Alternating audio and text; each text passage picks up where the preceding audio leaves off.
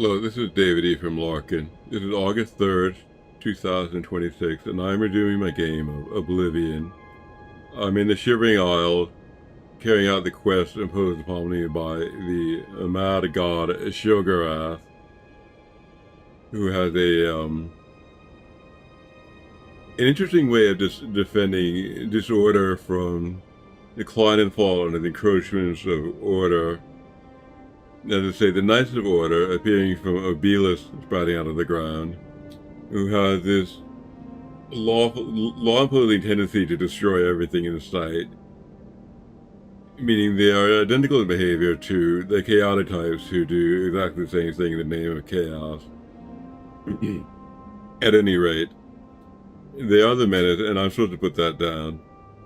So I'm rushing about this world, conducting various quests with that purpose in mind, putting down order and keeping madness on its rightful throne.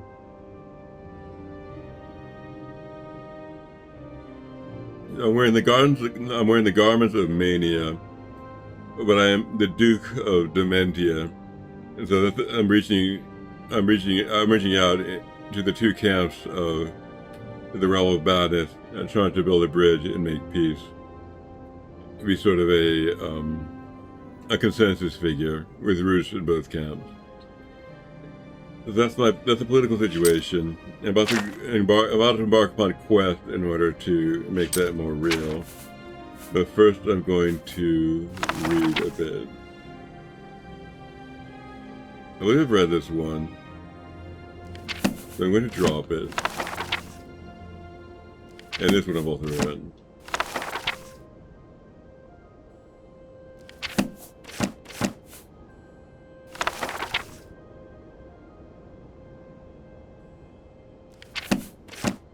I'll read this one. Saints and Seducers.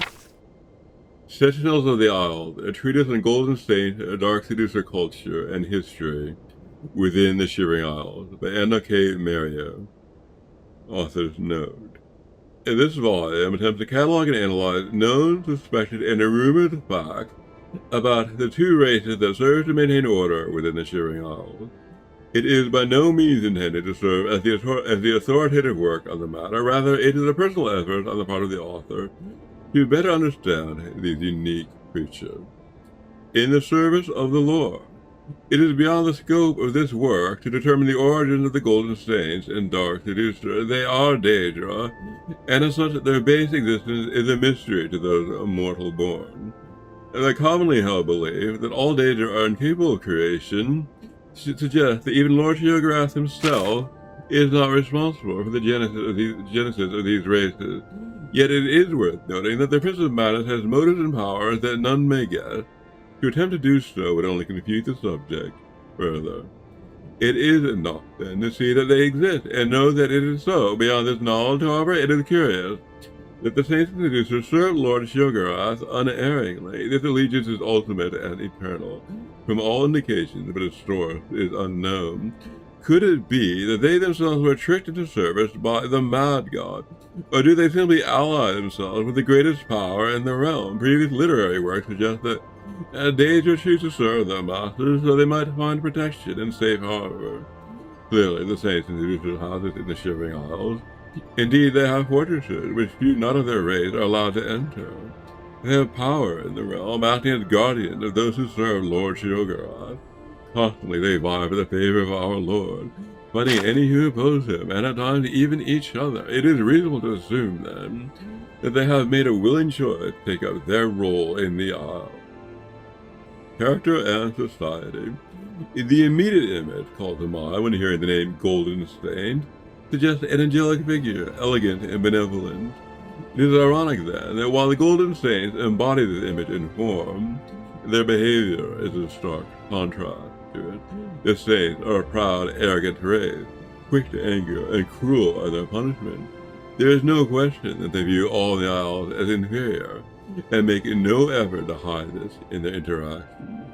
The Dark Seducers also exhibit little beyond their appearance to match their names, while they too assert their superiority over all others in the realm, and they appear to have a more patient, introspective nature about them. They often appear humble in their dealings with mortals and are known to be patient with the lesser races. In fact, the terms Golden Saint and Dark Seducer are external constructs. While the two groups recognize and respond to these names, they have their own names for their races, the Oriel and the Mazkin, respectively. It is possible that they just simply have no concern for the names and titles given to them by lesser beings. Or perhaps they find amusement in the names. Further research into the subject is necessary but daunting, as the saints and seducers do not freely offer personal information about themselves. Other information can be gathered from observation. It is easy to see that the two groups are strongly militaristic in their societal structure. One's strength and discipline determine one's place in society. Military commanders, for example, are revered by their subordinates. With further observation, a second distinction becomes apparent. Both societies are matriarchal in nature. Females lead the guard within new shield and have the highest positions of power. Males, when not openly denigrated, are clearly subservient to their female superiors. It is unclear where this process began, but has been wholly integrated into the daily lives of both races. Conflict and conquest. Any resident of the Shivering Isles can confirm that it is unwise to provoke the Golden Saints and Dark Seducers. They thrive on conflict and warfare and are quick to punish any and all disobey. Acting in their capacity as guardians of the realm does not satisfy them, however, and so they often engage in combat with one another. Despite being garrisoned in areas where they are unlikely to interact, it is possible that this is more than an outlet for aggressive behavior. Repeated engagement between the two races may be an effort to gain favor with Lord Shogurat. If one can triumph over the other, it would prove superiority and a right to gain full control over the realm. The battle for Larkin is of particular interest, as both sides have been locked in combat with no hope of resolution for time beyond memory. Does this combat serve to sharpen the skills of two sides, or weaken them when they can be directed elsewhere? If the conflict cannot be resolved, why then does Lord Shogurat not step in and settle it himself? Religion and ceremony. Little is known about the private customs of the Golden Saints and Dark Seducers. They are reclusive when it comes to matters specific to their race, particularly regarding the mysterious process by which they return to the realm in the unlikely event of their death. It is common knowledge that Golden Saints and Dark Seducers as Daedra cannot be killed. The animus of the Daedra is cast back into the darkness of Oblivion, and can return to the realm and take form once more, but reports of the time it takes for a Daedra to return to the realm from the waters of Oblivion are anecdotal and inconclusive.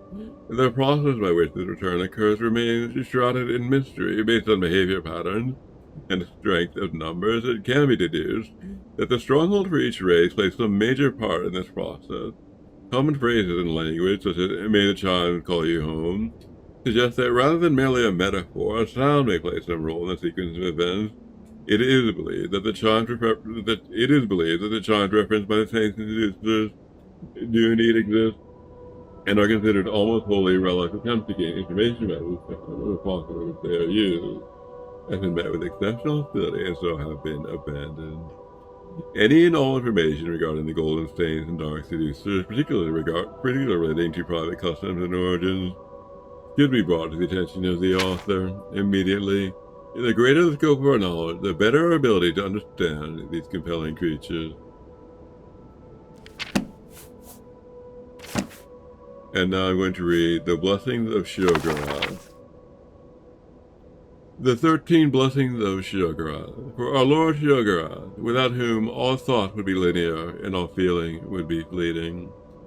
Blessed are the madmen, for they hold the keys to secret knowledge. Blessed are the phobic, always aware of that which would do them harm. Blessed are the obsessed, for their courses are clear. Blessed are the addicts, may they quench the thirst that never ebbs. Blessed are the murderers, for they have found beauty in the grotesque. Blessed are the fire lovers, for their hearts are always warm.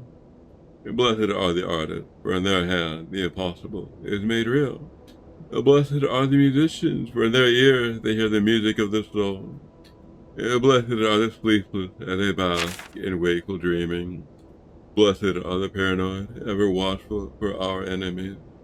Blessed are the visionaries, for their eyes see what might be.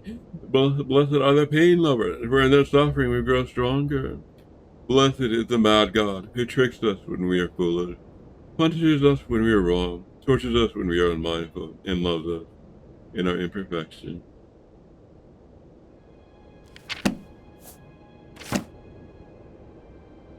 And now I shall resume.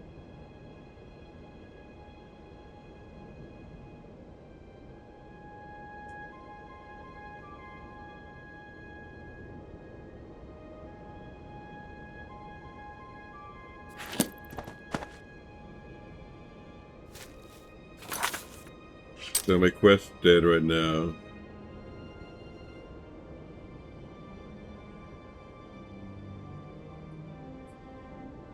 Retaking the fringe.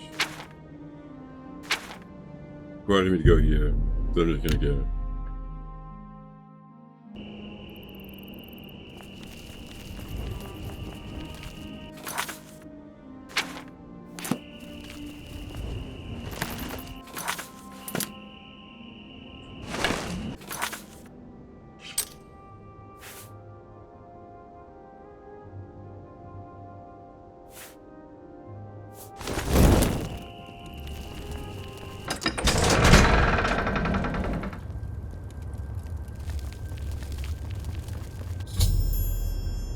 I've arrived at the fringe and find that it has been completely conquered by the forces of order. Past wall may have been attacked. I should take a closer look. Did not smell in here. I'm just going to check the kitchen to make sure nothing's burning. I'll be a moment.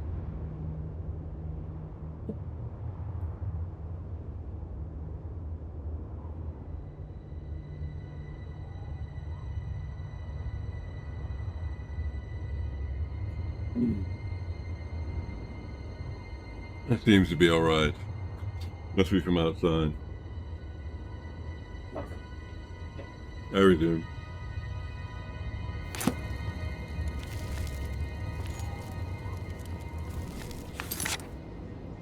So my mission now then is consider a past wall which may have been attacked.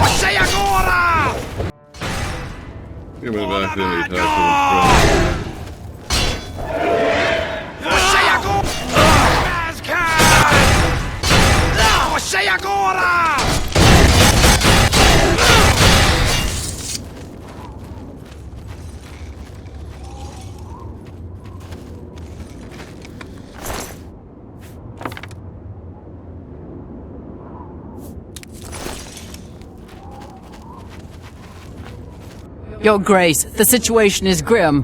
Passwall is under attack. We are outmatched and outnumbered. Last night, as dusk fell, the spire at the center of town became active. Soon after, the area around it began to crystallize and change. It wasn't long after that the Knights came. Knights? Tell me about them. The Knights are relentless. They do not tire. They do not fear. And they do not stop coming. They appear out of nowhere at the base of the spire. We kill 5 of them. 5 more come. We've lost too many of the Mazkin already. I fear that we will not be able to hold the town for much longer. The spire? What is it? You've seen the spire in Passwall. It is believed to be a monument from times past, but its true purpose appears to be more sinister. It appears to be a source of power for these invaders, a portal, or some sort of gate, I don't know. If we cannot disable or destroy it somehow, I do not think that we can stop this invasion. What do we do to stop this? I do have an idea how we might be able to stop them, but for now our primary concern must be our survival. I've been losing Mazkin with each attack, and I'm down to nothing but men. We are pinned down here. If we lose, the gates of madness will fall. If the gates fall, the enemy will flood into the Isles. We will be helpless to stop them. Now that you've arrived, perhaps we can slow them down. What must we do? We cannot talk now. We don't have very long until the next wave arrives. Even though I have served with these Mazkin for decades as the Duke of Dementia, it is your right to command the troops. Command them if you will, or leave it to me. Either way, make haste. Our time is short.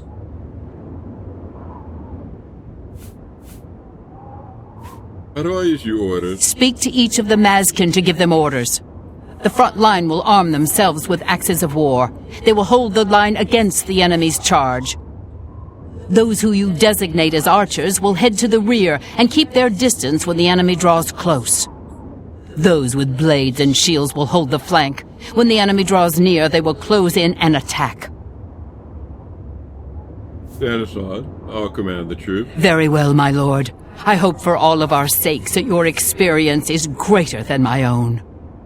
Speak with the Mazkin and tell them where you wish them to stand. Then speak to me when you are satisfied.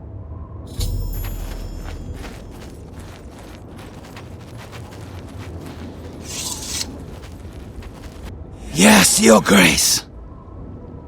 Knights. They have been upon us for hours. They have no interest in our surrender, only our deaths. Orders. Where would you like me, Your Grace?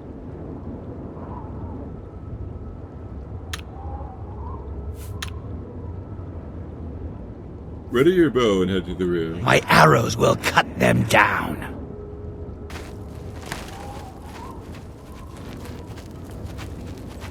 What orders would you give me, Your Grace? Fire. It seems to be the source of their power. Crescendo Udico may no more.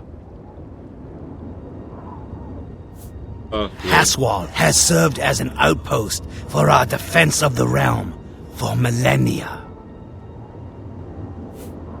Orders. Tell me where you would have me serve, Your Grace.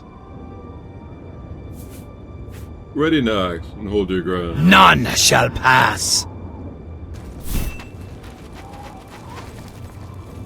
Yes, Your Grace. Orders. Where would you like me, Your Grace? Ready a sword and outflank them. Affirmative. They will fall before my sword. Yes, Your Grace. Orders. I will obey your orders, but know that I do not trust the tactics of any male. Men are meant to fight, not to lead. Ready your bow and head to the rear. Yes, Your Grace.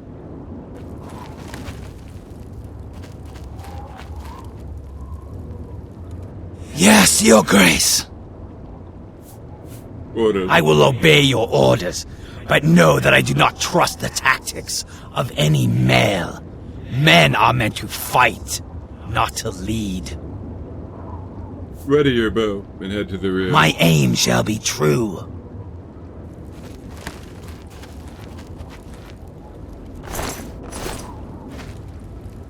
Yes, Your Grace. Orders. I will obey your orders, but know that I do not trust the tactics of any male. Men are meant to fight, not to lead. Ready your bow and head to the rear. Affirmative. They will fall before my arrows.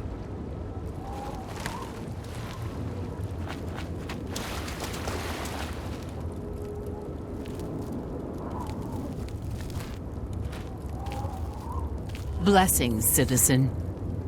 Are the Mazkin prepared? I need more Time is short, Your Grace. We cannot know when the next attack will come.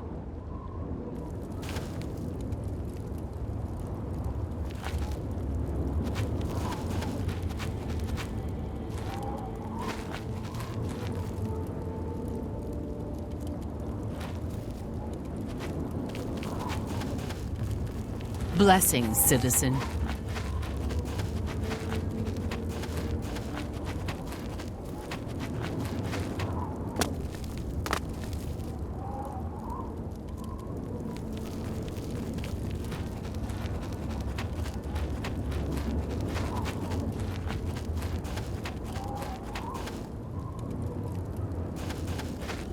Are the Mazkin prepared? They stand ready. Very well. I have a feeling that we will not need to wait long for the next attack.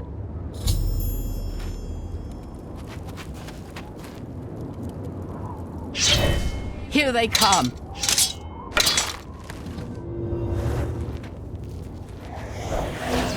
Mazcan!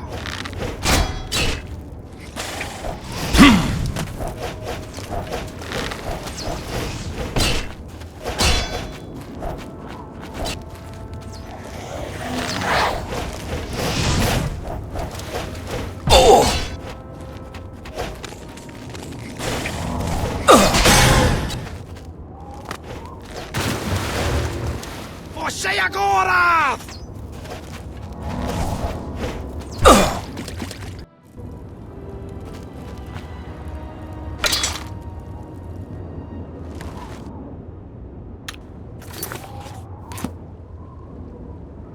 Are the Maz... They stand ready. Very well. I have a feeling that we will not need to wait long for the next attack.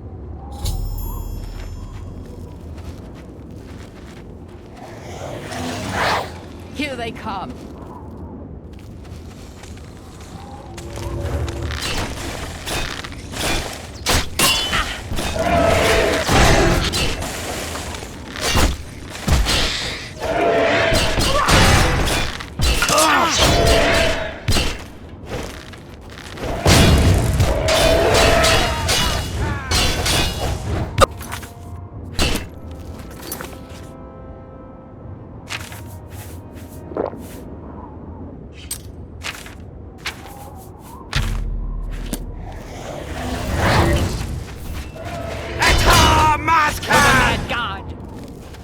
I summoned a dark user with my new power.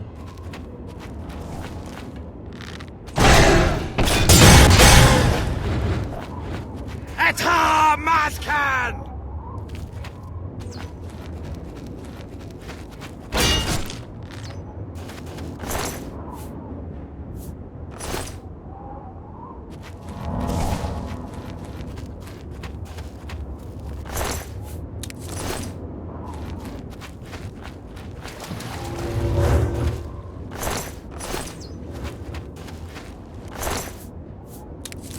This fight's going pretty well.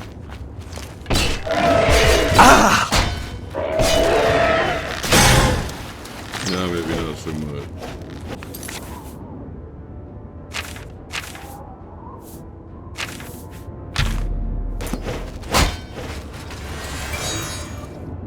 I think I'll start to fight each other now.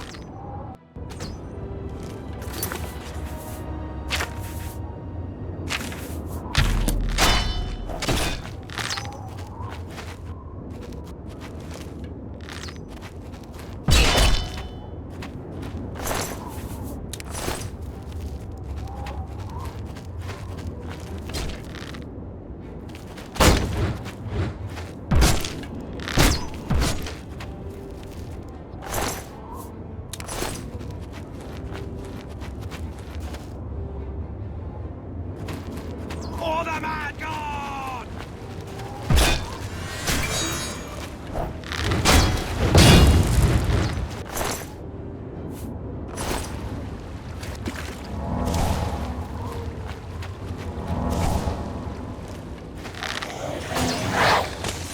Você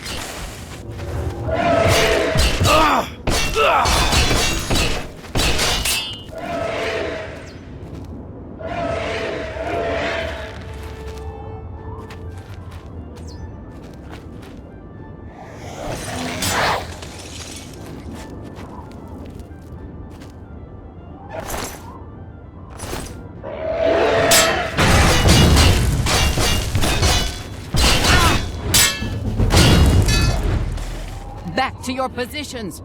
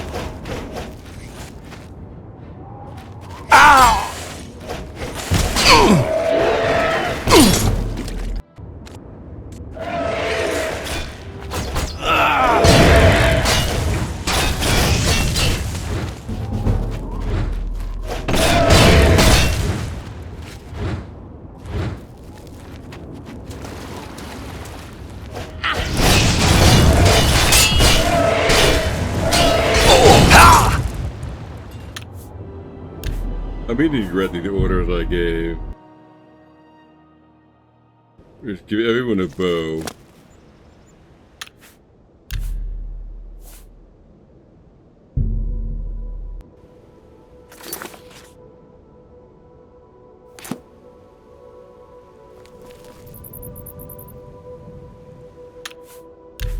When there's so much melee fighting.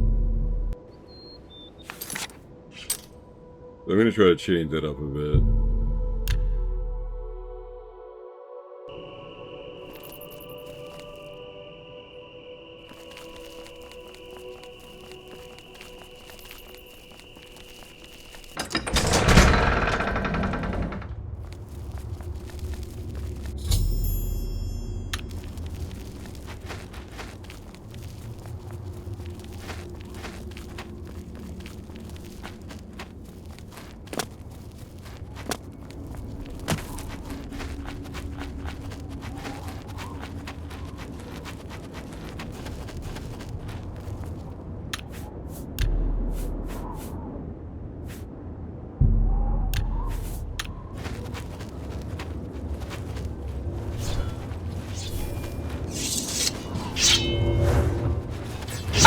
For the mad god!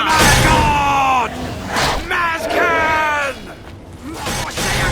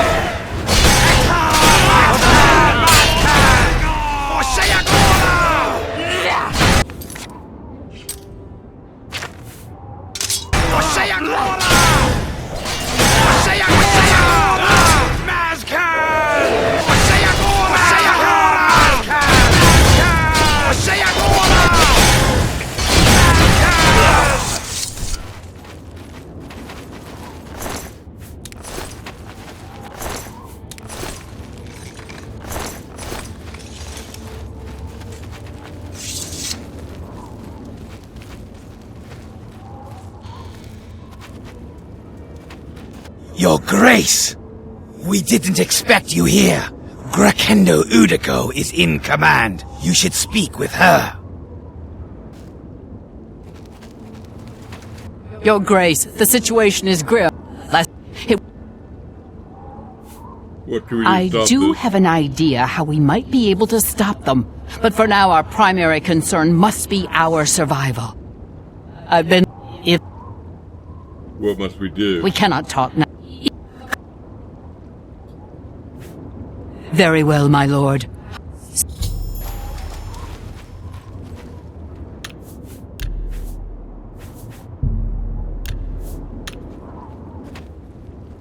Yes, your... Order. Tell me where you would have me serve, your grace. Ready, Knox, and hold your ground. Yes, your grace. Are the Mazkin prepared? Time is short, your grace.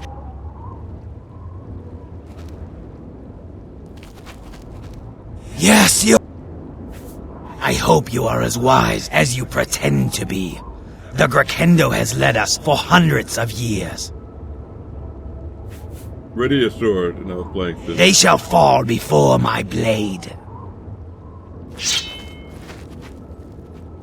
Yes, I will obey your... Ready your bow and head to the rear. My aim shall be true.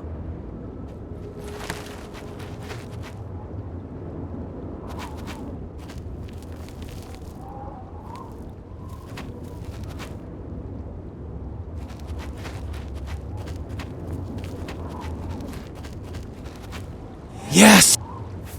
Where would... Ready, Knox, and hold your I ground. shall be an unbreakable wall.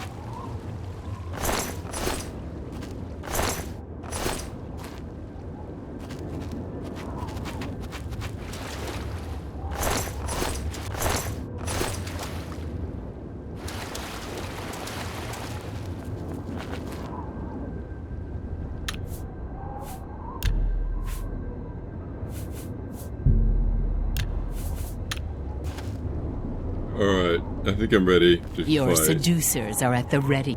Are the Mazkin prepared? They stand ready. Very well. I have a feeling that we will not need to wait long for the next attack.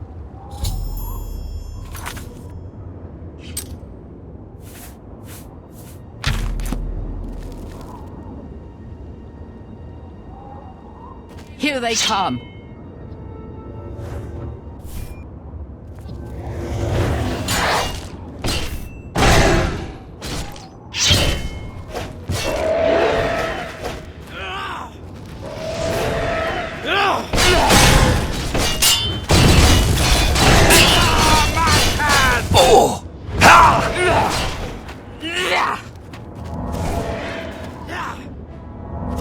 For the man.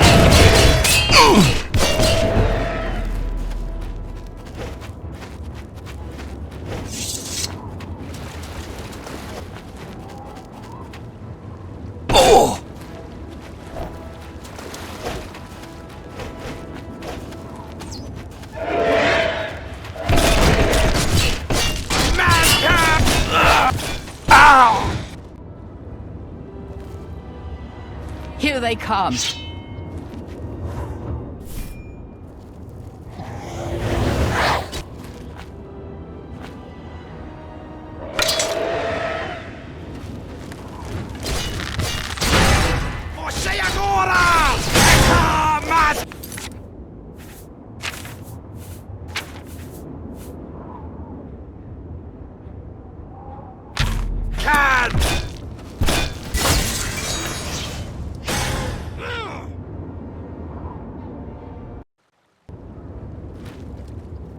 Here they come.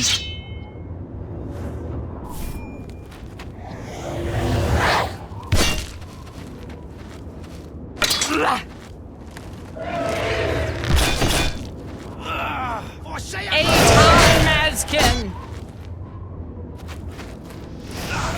For Sheogorath!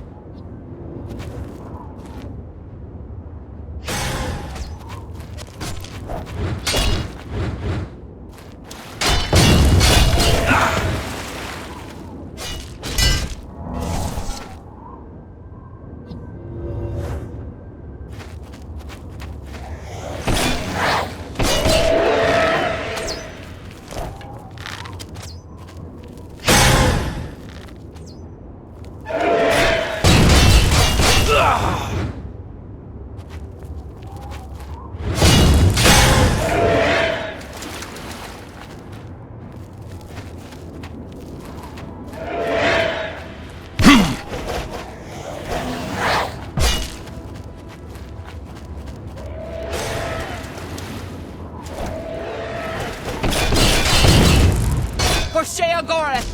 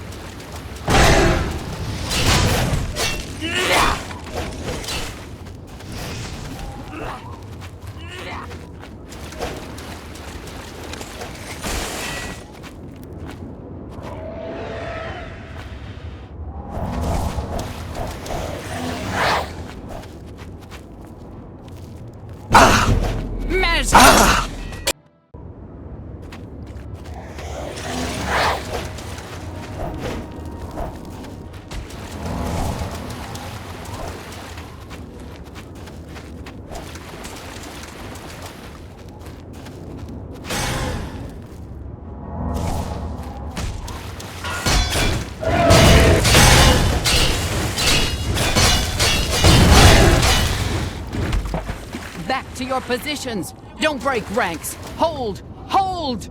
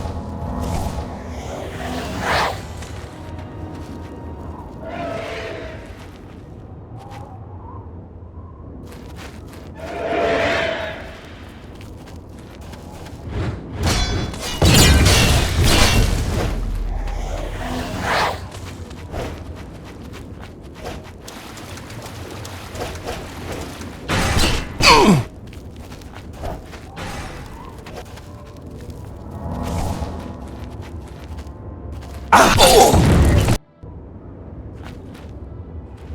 Sheogorath!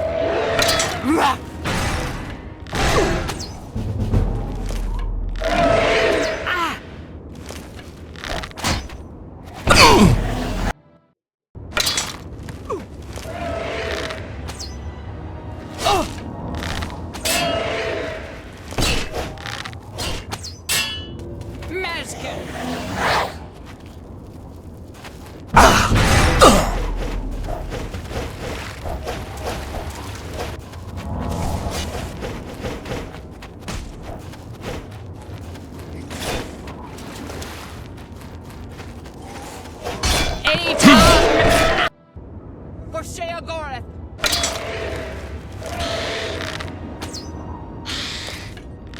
For Sheogorath!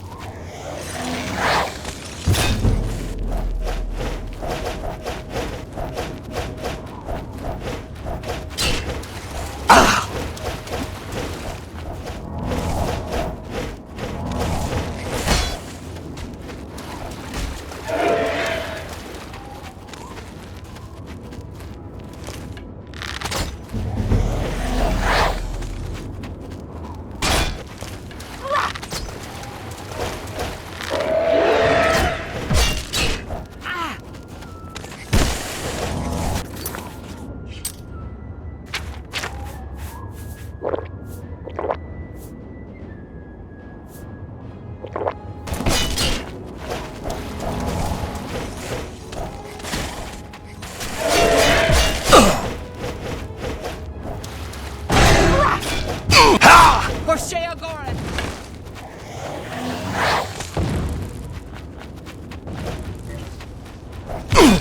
For the Mazkin!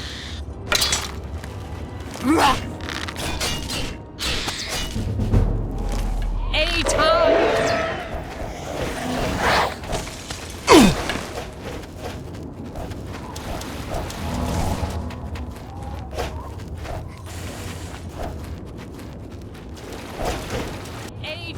Mazkin!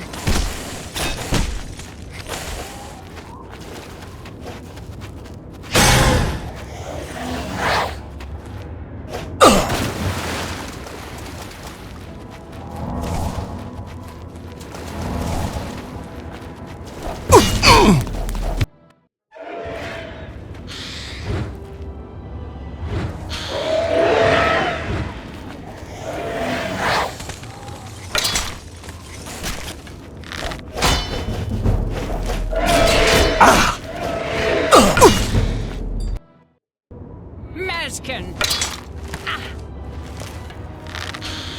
For the Mad God!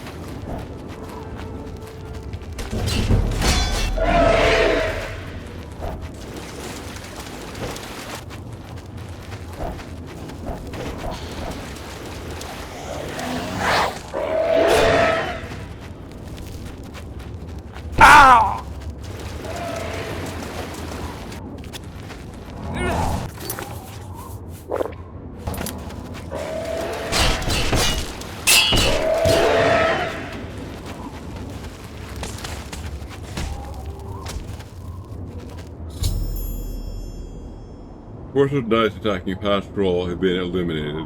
I should speak to Grekendo Idiko about the situation.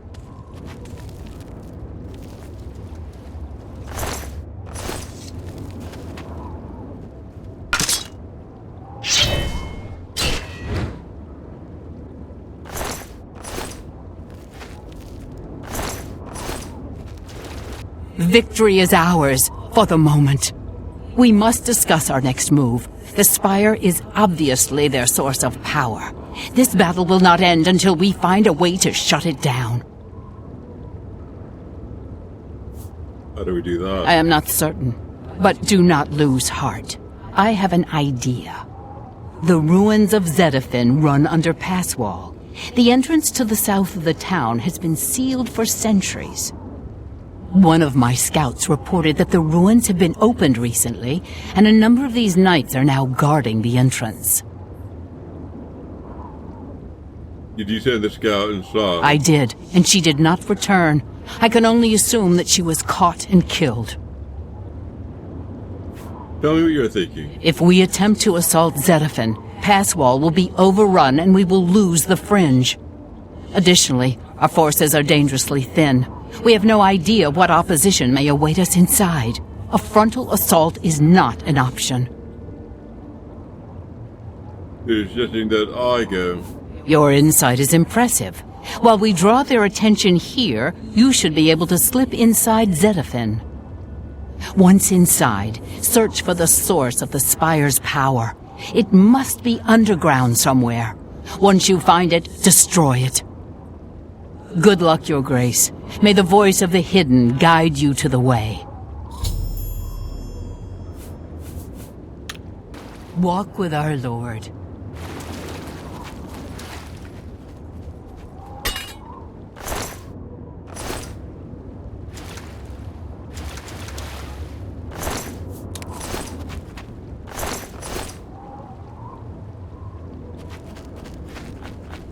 You honor me, Your...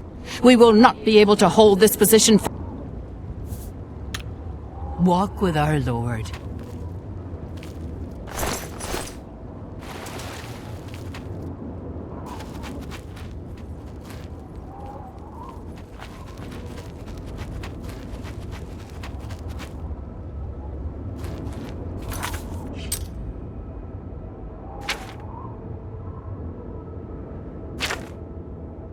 The Dark Suitor commander, Grekendo Idika, has a plan to retake Passwall. I need to slip through the gate into the ruins of Zedafin while her Dark Seducers distract the Knight. They will continue to hold the line at Passwall. I have to use this opportunity to slip into Zedafin and find Order's source of power.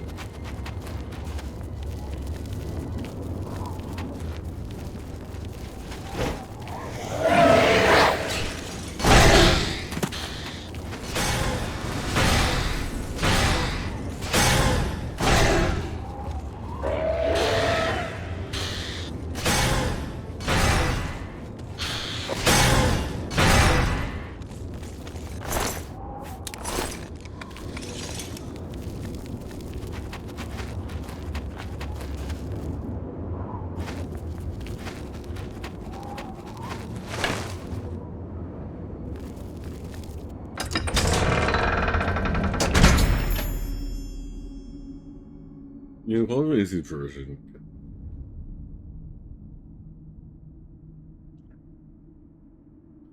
I have made my way into the ruins of Zenithon. I must seek out the spire's source of power and find a way to deactivate it.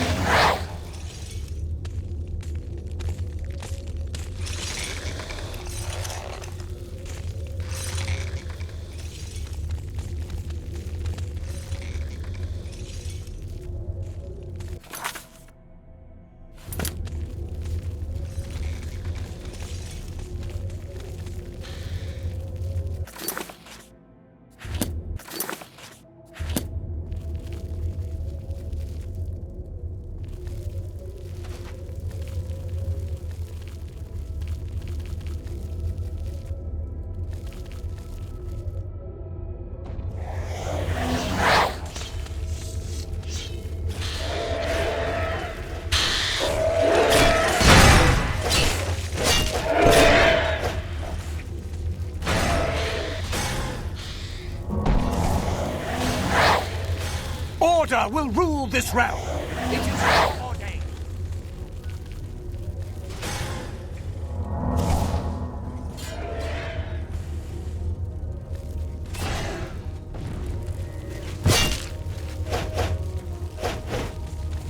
Did you think to hide from Tiglath's all-seeing gaze?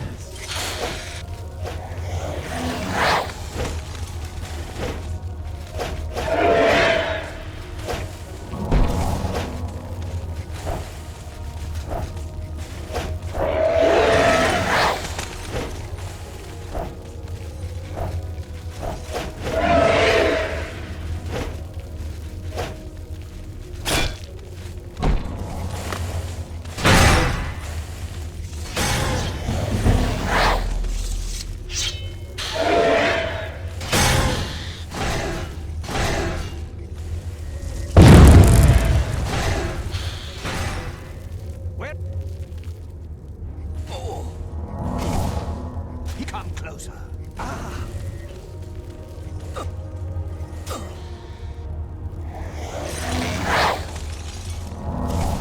Did you...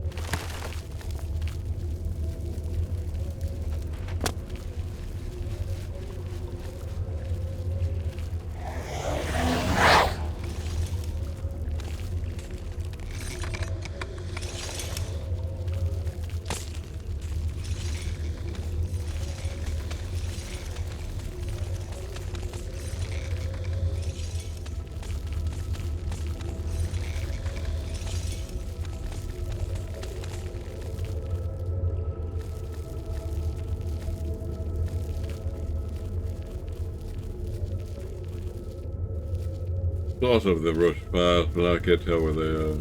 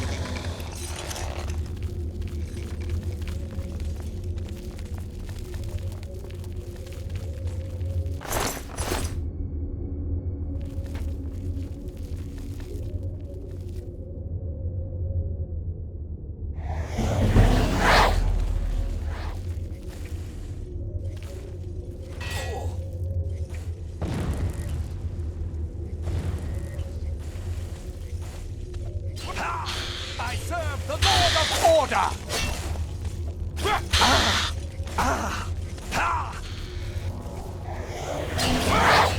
The mad... Oh!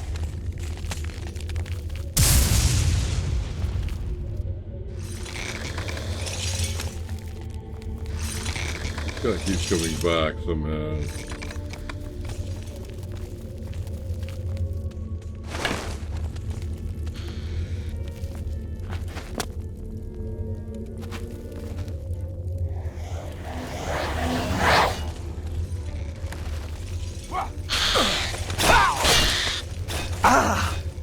Mad... Ah!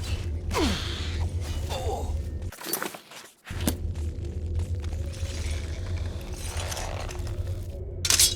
Need to find a way to permanently deactivate him.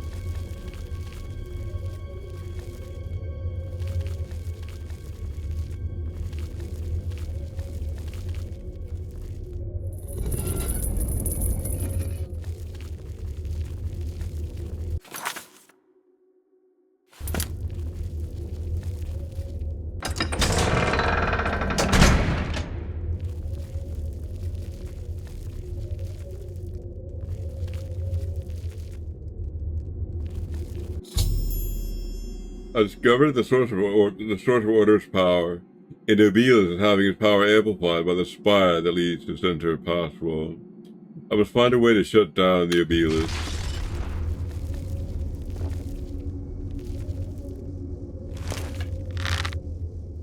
By the nine divine, assault! Assault!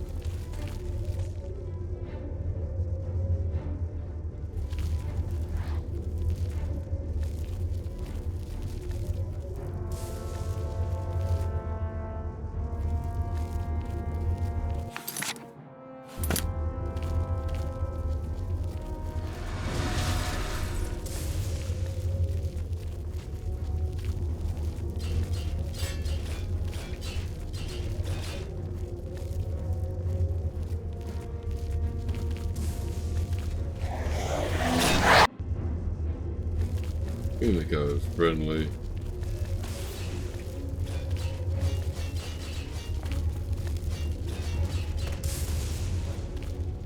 Did you think to hide?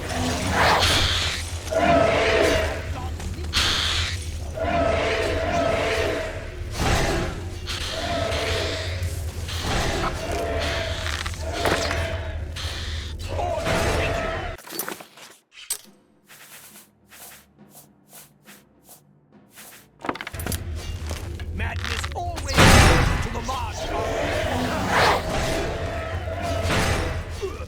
He was here a second. There he is.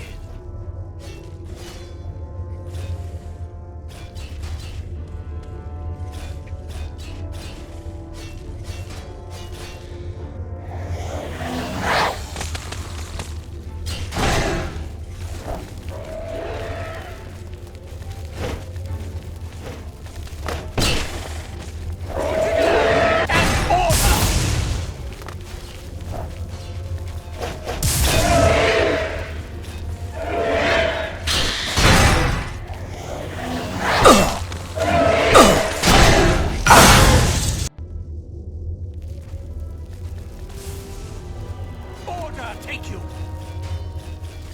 Order take you! Purity protects me. The Grey March is upon you, fool! Order take you! Why die for a false god?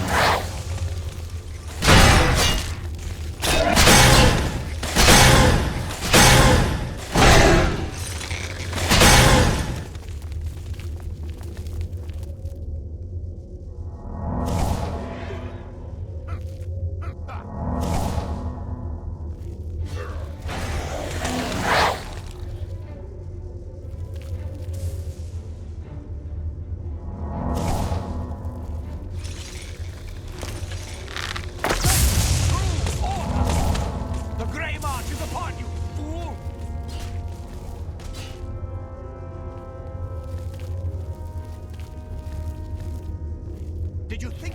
Well, for Jiggalag and order!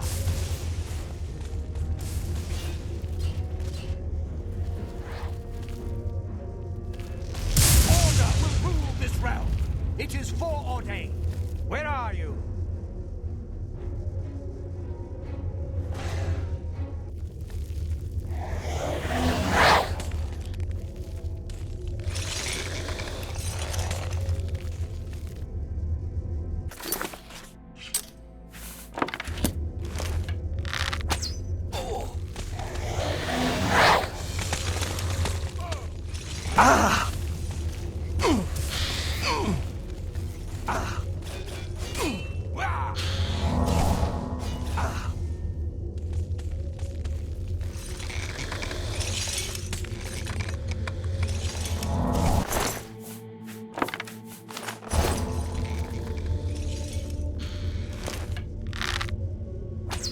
By the gods, there's a psychopath on the loose.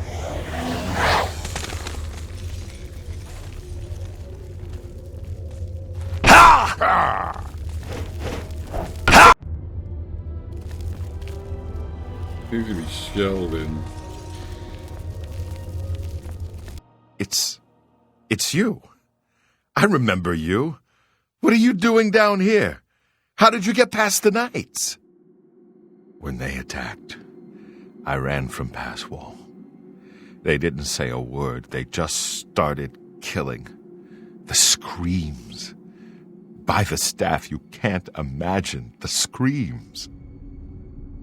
Fellas and I slipped down here thinking we'd be safe, but no, we landed right in the middle of them.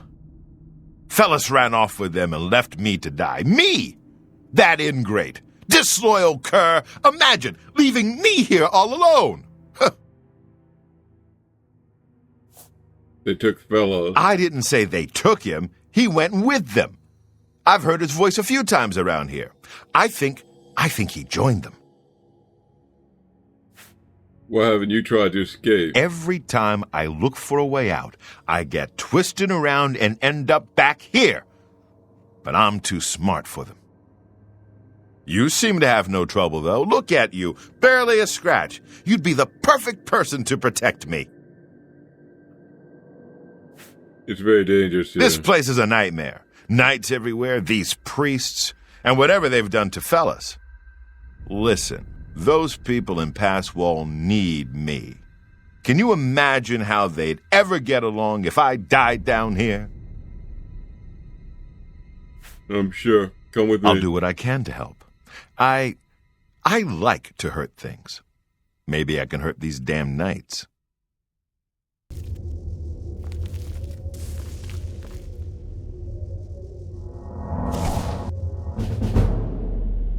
The secret energies of the human body have not surrendered their mysteries easily to you. You are now a Journeyman of Restoration and cast Journeyman level restoration spells.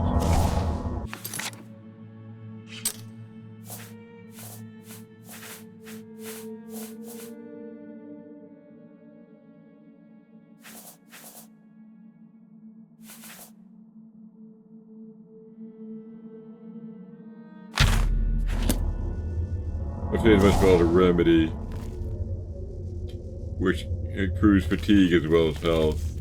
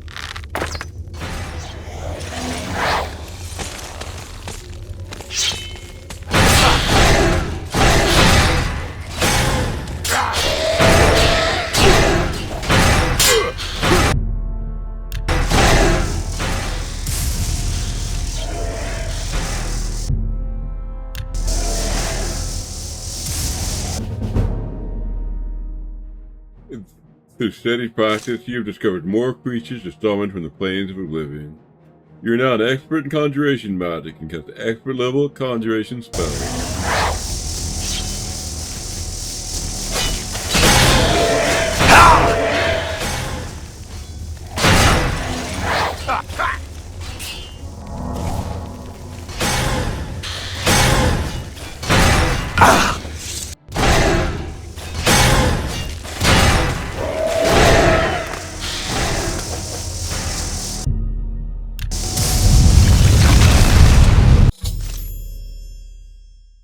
I've overloaded the obelisk and collapsed the spire. The caverns are now coming down around me, and I must escape before I'm trapped.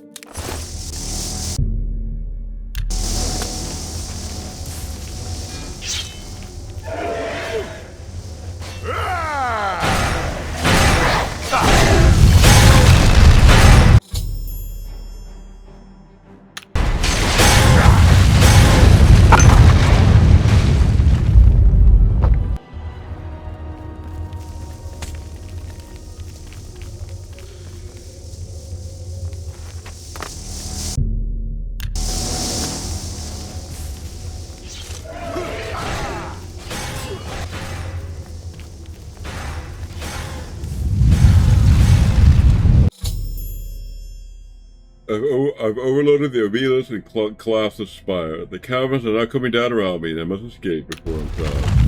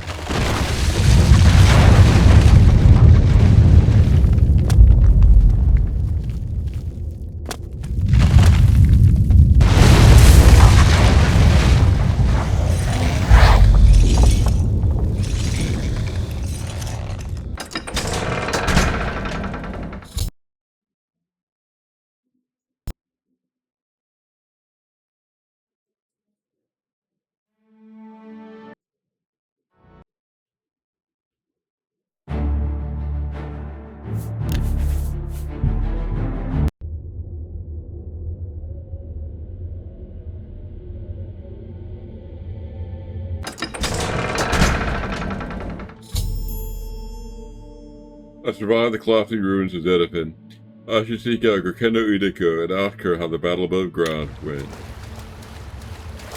I'm going to stay here and help rebuild this place. These fools need me.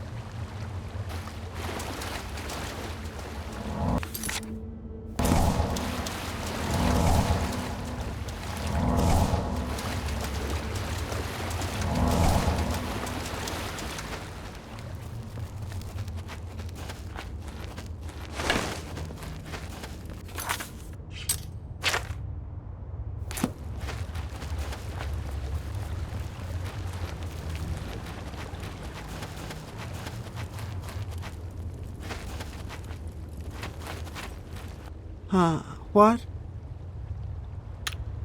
Goodbye.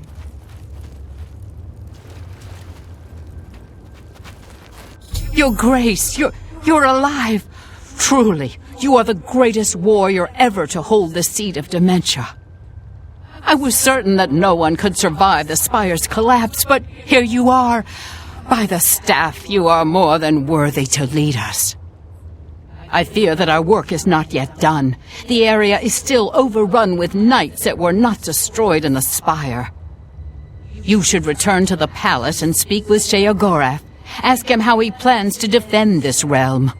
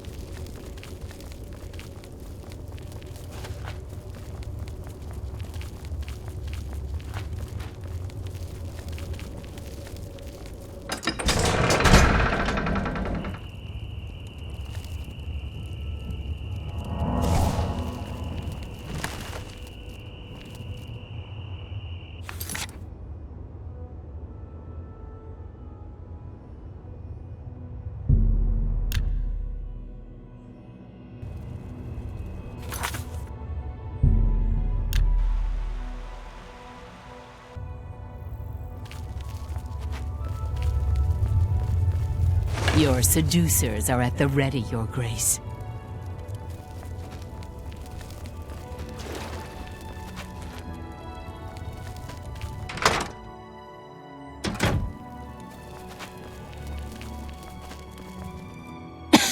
Did you bring back my aqua nostrum?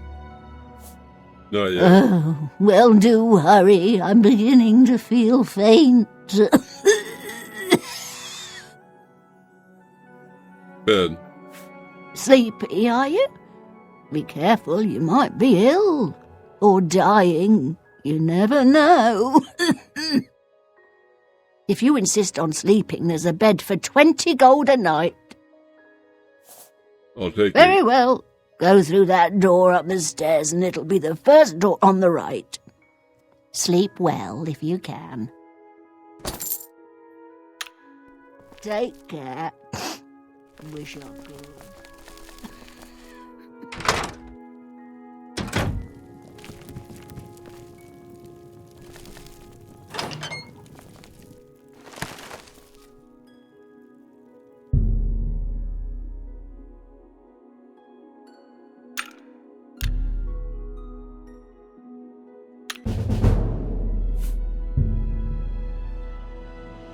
You've set it to level 15. Now just stay at your peak as long as you can. There's no one stronger than Tamriel, but there's always someone younger. A new challenger.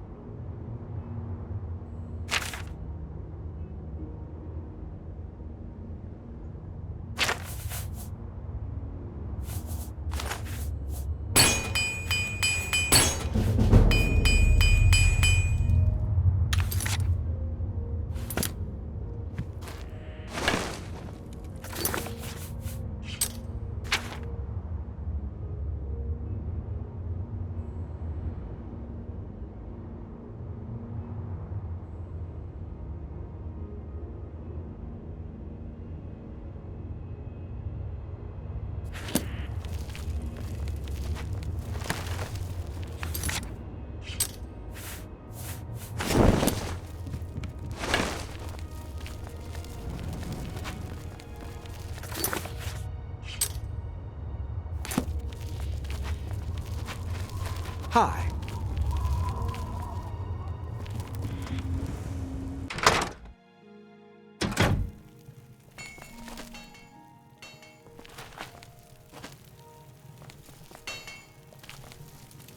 Why visit that other smith? Piercing flesh with my blades doesn't satisfy you?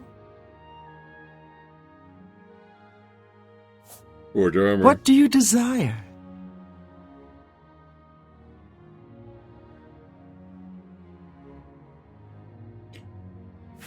Magic boots. Crush the skulls of the fallen under your boots. Stomp out their eyeballs with your heel.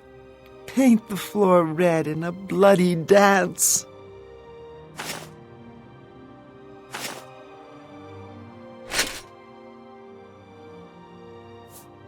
What do you wish?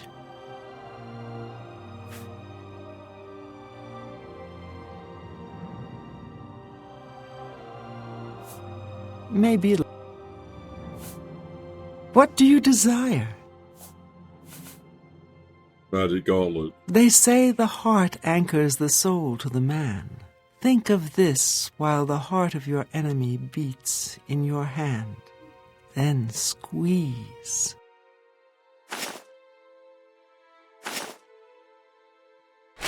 I've got the sharpest blades in the Isles. Maybe anywhere. Take a look.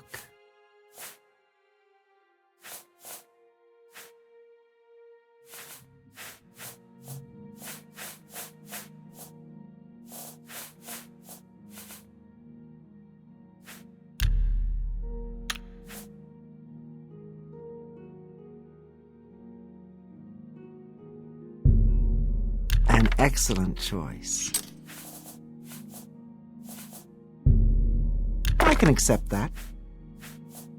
You got a good, fair bar. That seems fair to me.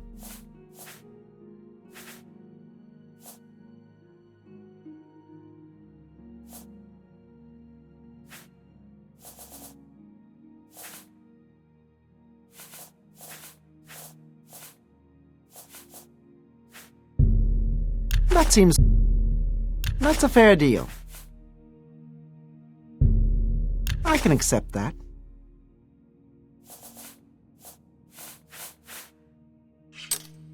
If... What... Magic helmet. The best way for a blade to slip into a man's brain is through the eye socket, ear hole, or through the nose.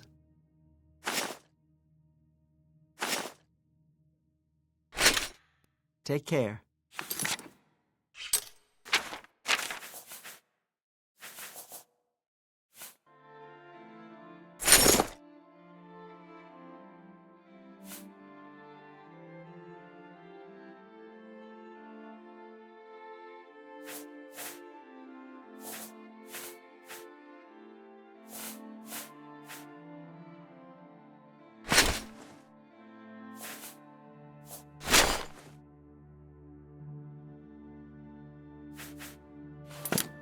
I do delicate things with magic. I stand by.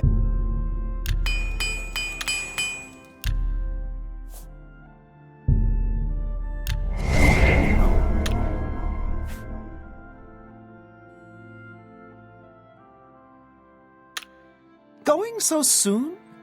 Come back when your blades...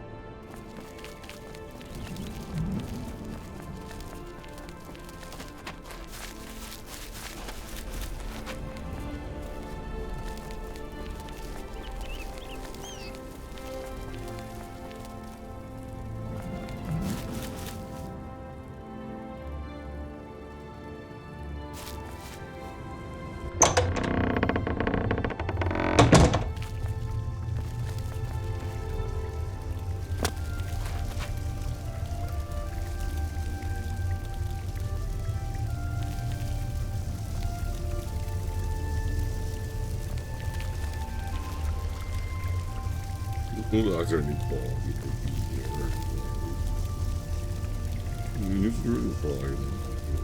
News of your success in the Fringe precedes you.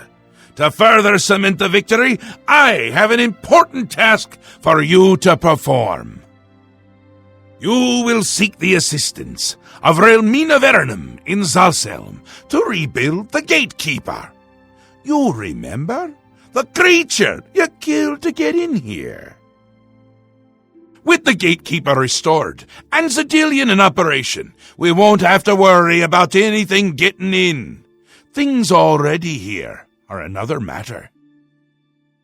You'll need to speak with Relmina Verenum. She'll help you with your task. Strange woman has some unusual tastes.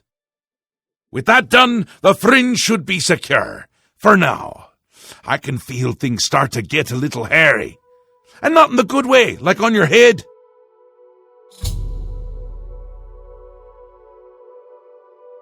Rebuild the Gatekeeper. It's essential. Simply essential. If only it were essentially simple, but it's not. I want him there guarding those gates. If any of Jigglag's forces show up, he should be ready for them. It wouldn't do to just let them in if more show up. And more always show up. Still and all, I think things are going well, considering. Go talk to Relmina in Zalselm. Tell her you're working for me. Oh, she'd do anything for me, that little minx. Relmina Verenum. A powerful sorceress. Maybe a genius. And a complete lunatic. All in all, my kind of person. I brought her to my realm so she could continue to study her sixth element. Honestly, I didn't know there were 5 already. She's a bit obsessed with it. And with me. Makes dealing with her difficult. You shouldn't have any problems, though. No one likes you that much.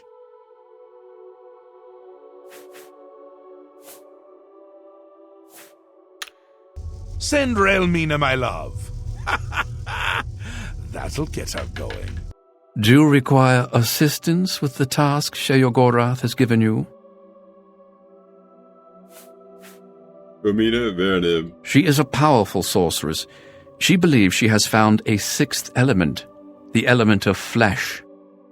She was expelled from the Mages Guild for this belief and for the extreme nature of her experiments. Our Lord took interest and brought her here, so Relmina might continue her work, free of those provincial notions of decency and morality. You will find her in her sanctum, hidden away in the dungeon of Zalselm. Has your grace no interest in exploration and discovery? Yes, I enjoy exploring new places. As you wish. I'm sure you'll have no problem finding it on your own. Gatekeeper. The Gatekeeper stood guard over the realm, keeping those not blessed by Sheogorath out, until you, your grace, slew him. Sheogorath has asked that you create a new Gatekeeper to stand watch over the Fringe. You should speak with Relmina Verenum as quickly as possible. I fear our time runs short. I live to serve.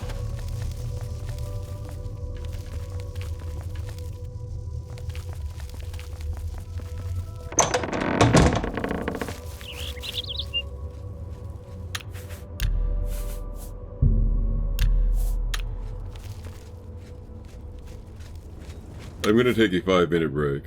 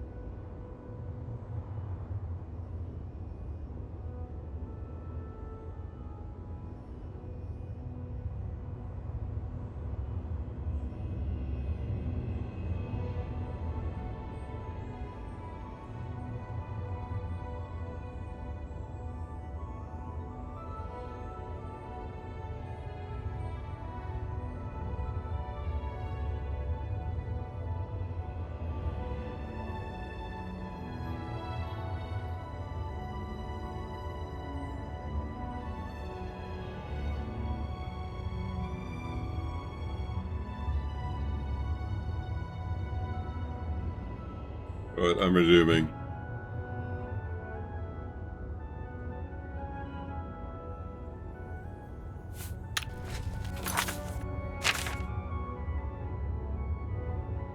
I'm gonna go to Zasselm here.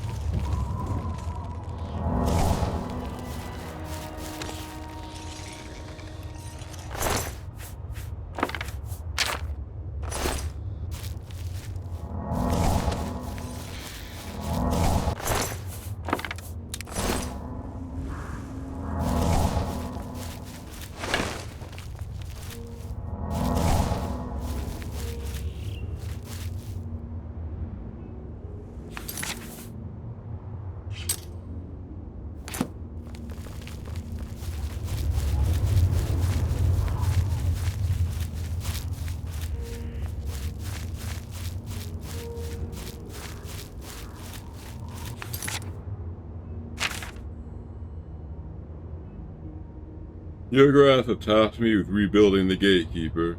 He has given me instructions to visit the powerful sorceress named Romina Veranem in Zasselm to petition her assistance.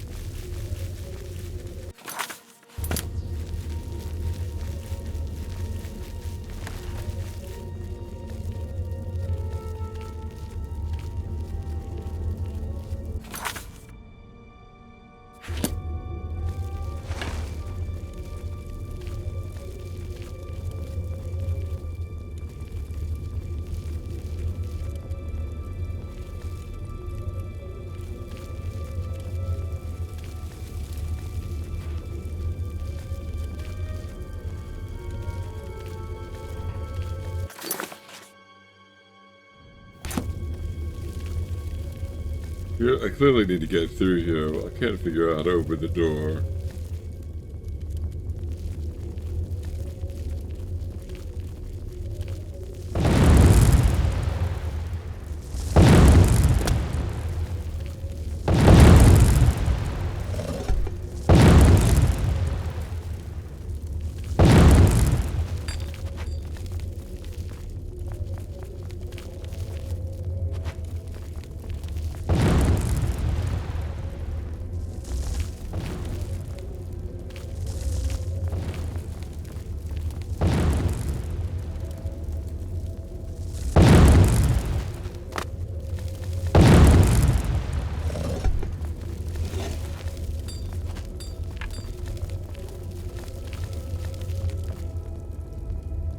I think I turned off both of these statues. Now if we do the same to these, the door might open.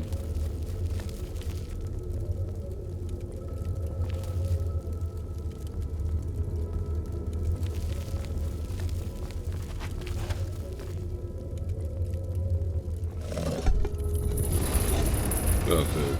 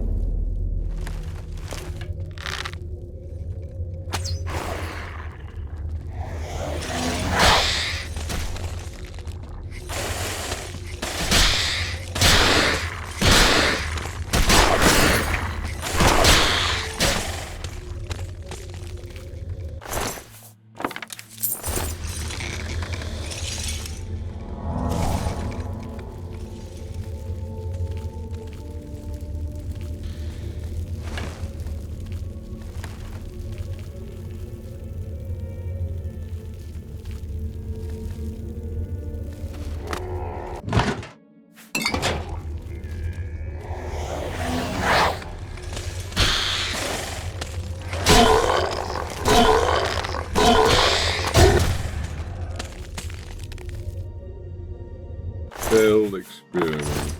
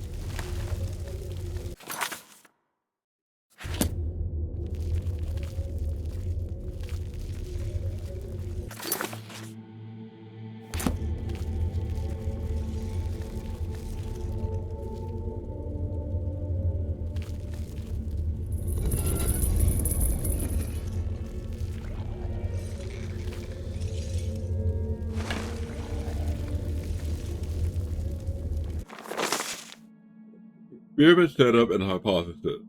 Hunger versus shambles with elven catalyst.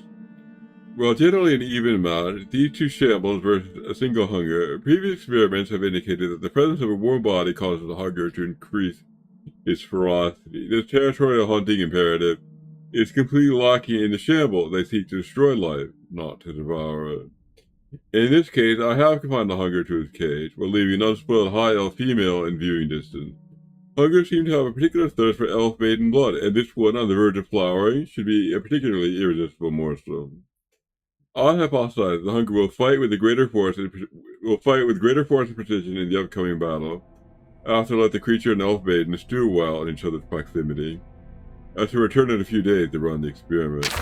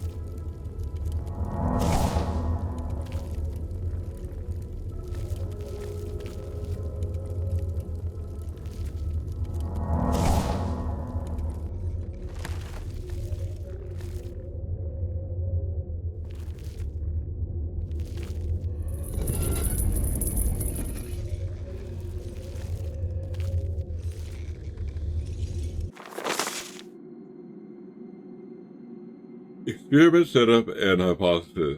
Week-old blood. I've paired up a hound in shambles of equal fighting capacity. However, I've recently drained the hound of its zombie blood and replaced it with blood extracted from a breached corpse which lay for a week rotting in the hot sun. When I return, having let it acclimate to its new supply of vital fluid, I expect the hound will perform with much less efficiency than normal. Project Hound's Blood. Day 1. Observations. A theory stated before trial is thus. Bloody Note's recent concoction of hound blood with that of a headless zombie will result in a beast with greater fury and resistance to pain. Test 1.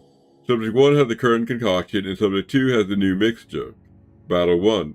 Subject 1 lasted approximately 1 minute before expiry, have done average amount of injury to Subject 2. Subject 2 seemed to not notice most of the injuries it received.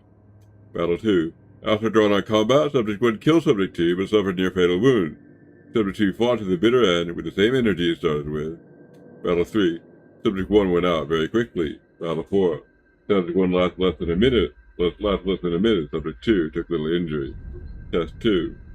Subject A and B both have the standard blood. Subject C and D both have the new blood. Battle 1, A versus B. Lasted just over a minute, both hounds suffering grievous injury and somewhat bothered by their wounds. Battle 2, A versus B. Nearly identical results. Battle 3, C versus D. Lasted over 2 minutes, both hounds suffering grievous injury, none of them seemed very winded or bothered by their wounds. Battle 4, C versus D. Lasted under 1 minute, both suffering grievous injury, none of them seemed very bothered by their wounds. It seems my original theory is correct. In future trials, I'll try watering down the headless zombie blood before adding it to the mixture to gain some insight into the actual potency of the blood itself, and determine how much additional effect is coming from its combination with the existing ingredients.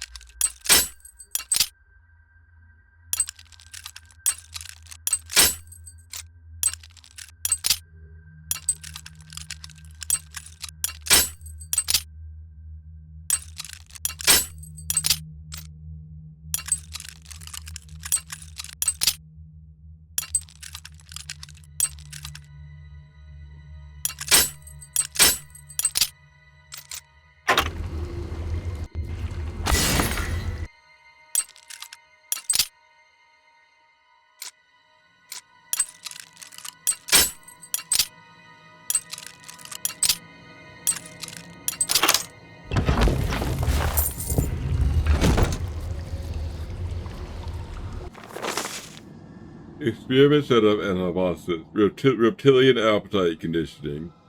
I have raised these ballywogs to scale on together, from hatchling to adult. I inflicted great pain on them when they were aggressive towards each other, and rewarded them when they showed aggression towards others. They have since acquired an almost familiar bond, normally expressed in a warm-blooded creature. See previous experiment logs for details.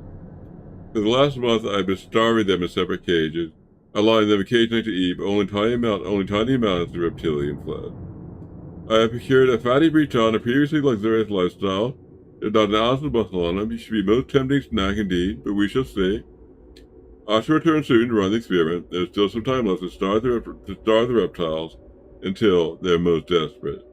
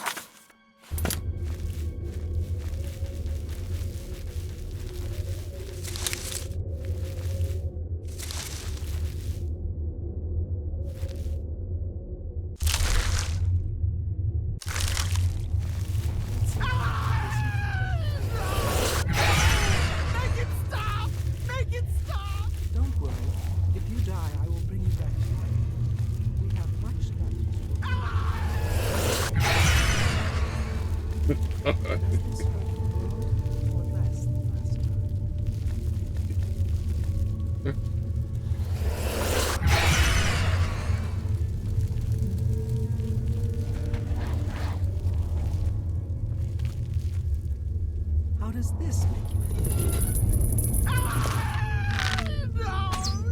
These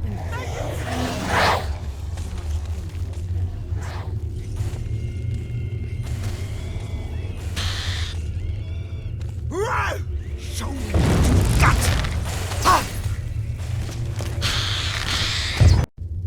Actually, I think this woman is the one I'm trying to recruit.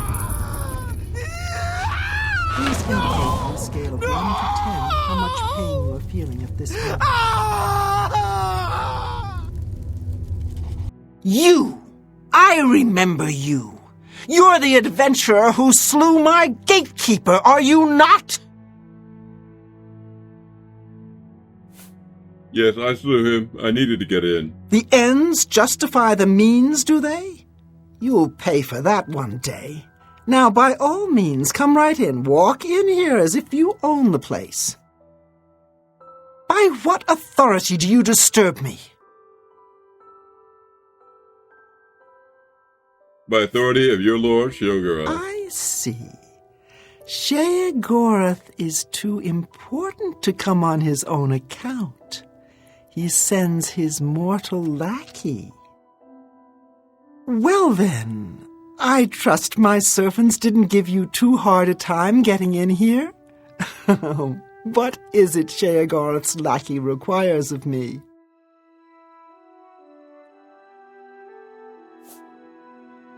A gatekeeper is required, my lady. Ah, your tone is more in line with my station.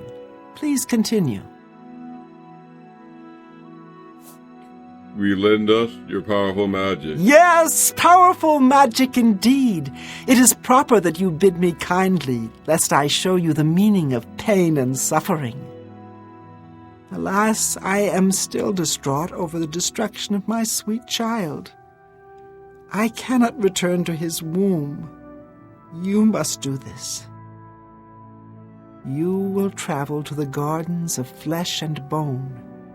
There you will gather mystical components needed for the ceremony. Go fetch me blood liqueur, osseous marrow, dermis membrane, and essence of breath. And take this key. It will allow entry into the gardens and give you direct access to my sanctum. Components. You will travel to the gardens of flesh and bone and collect for me these things. Blood liqueur, osseous marrow, dermis membrane, and the essence of breath. How do I collect these things? Are you not the exalted Duke, slayer of the great gatekeeper, champion of our mighty lord Sheogorath? I'm sure you'll be able to find these things. If not, perhaps Sheogorath's faith in you is misplaced. Go now. You try my patience. Victims. Oh, you mean my research subjects? Don't trouble yourself with their fates. They're volunteers of one sort or another. Besides, they are furthering important research into the nature of pain and suffering, of life and death. Don't be concerned.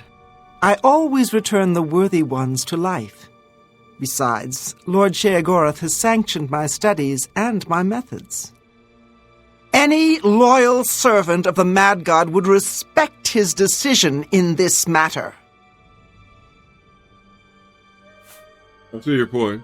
Continue. I'm glad you are reasonable and open-minded. Perhaps Sheogorath's faith in you isn't misplaced after all.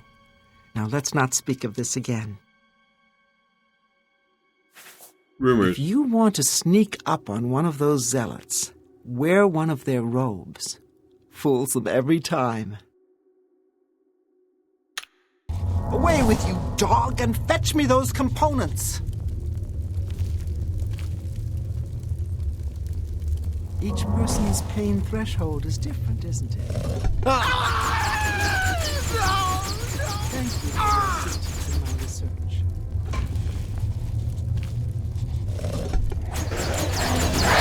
Greetings.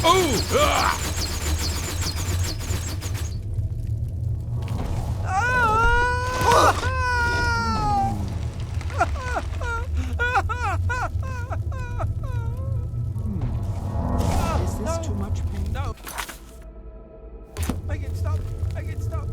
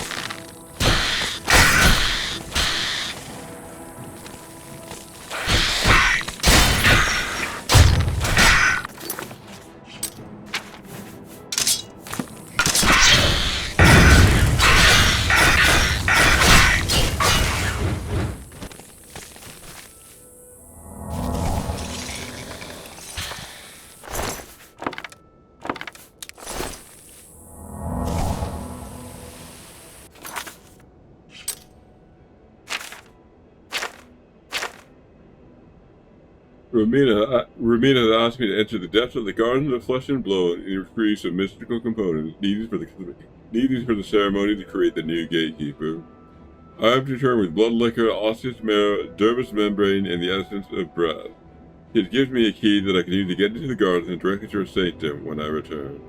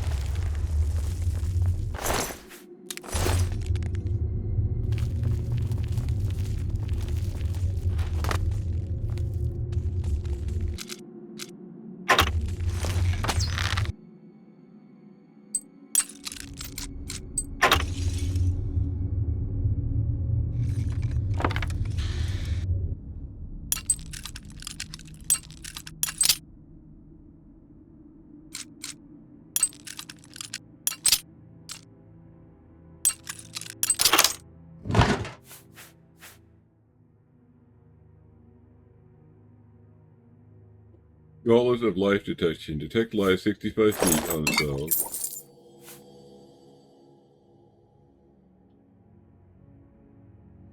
This thing is too heavy to carry. But I'll take these gauntlets. I would, except I don't have any raiment now. I have to find some armor to go with the gauntlets.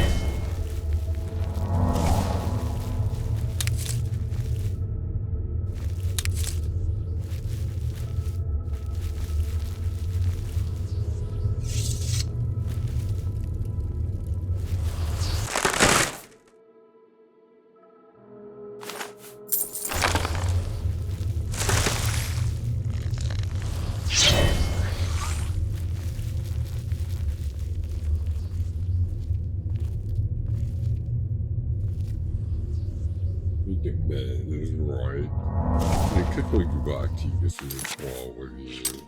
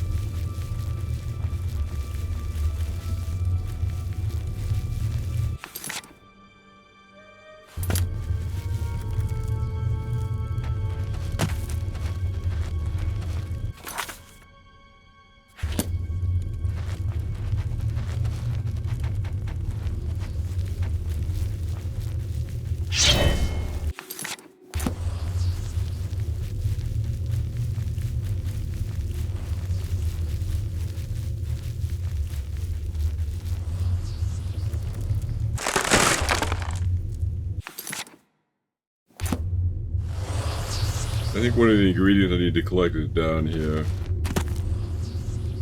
Dermis membrane. I have retrieved a dermis membrane.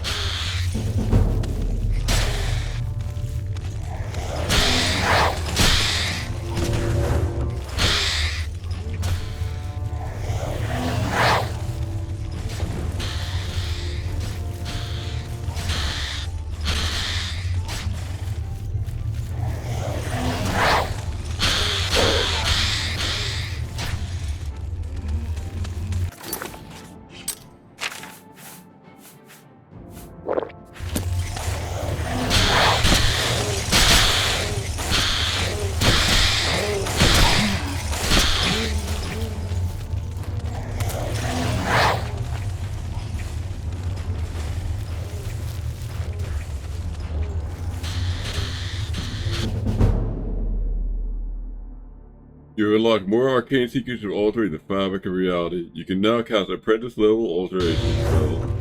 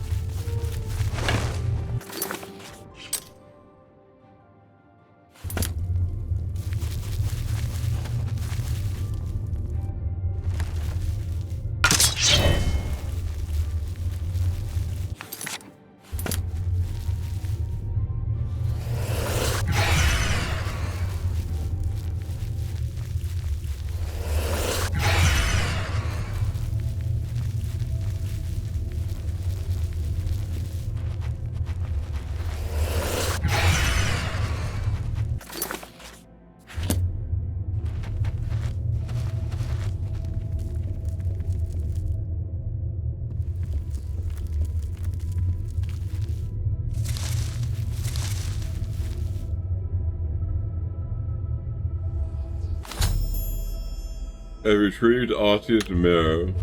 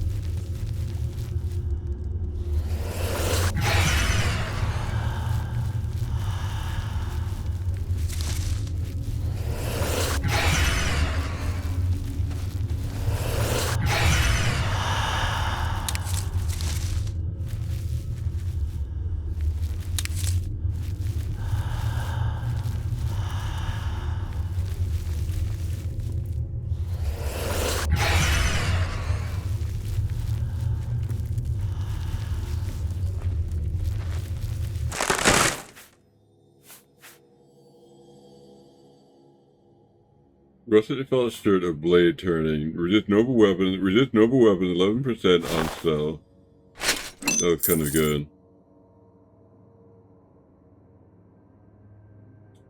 Dagger of friendship.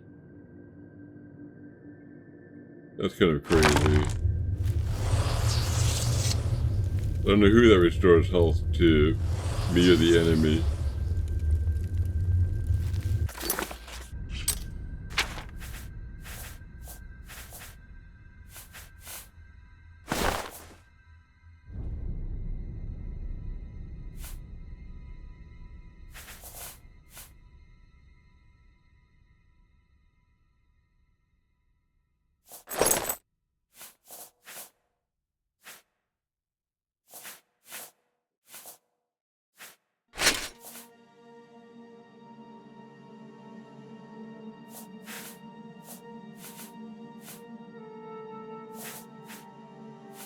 I'll just try this one.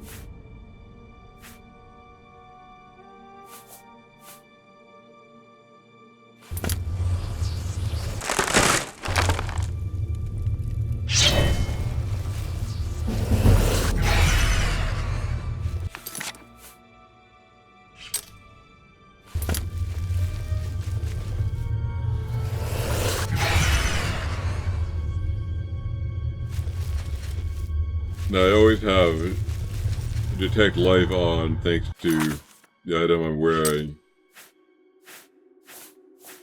The gauntlets of life detection. So I don't need to cast the spell anymore.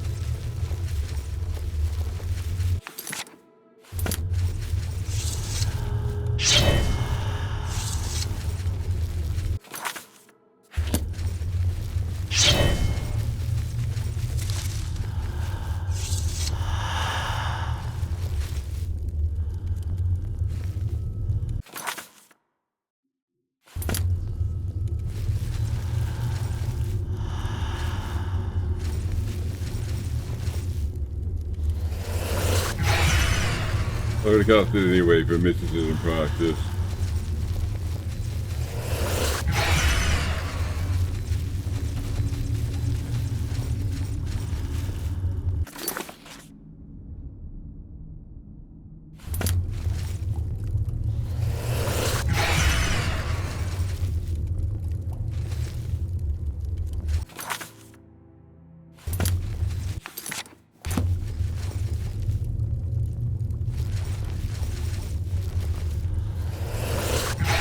Actually, I'm not gonna bother.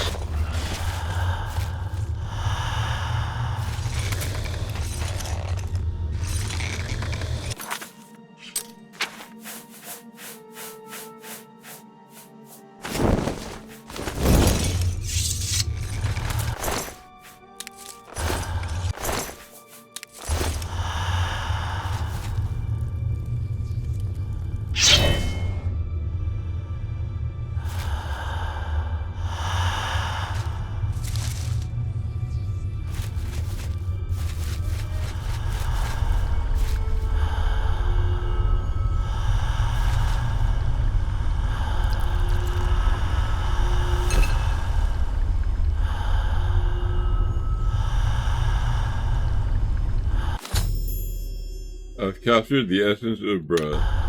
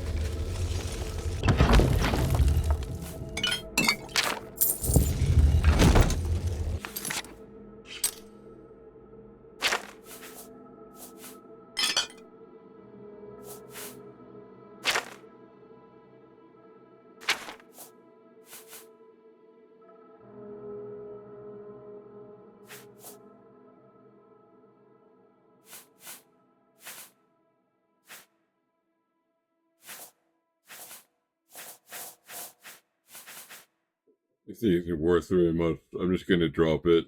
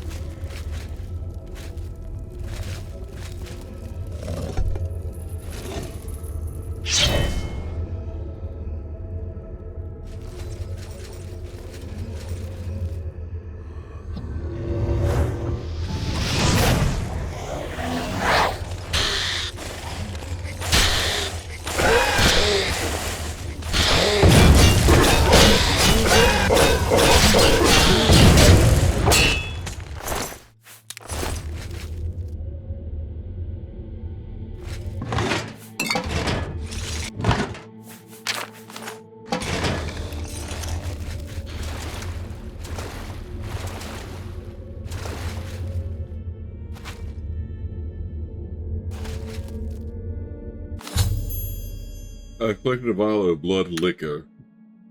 I have now all the items required by Romina Verenim. By Romina Verenim. I should return to her.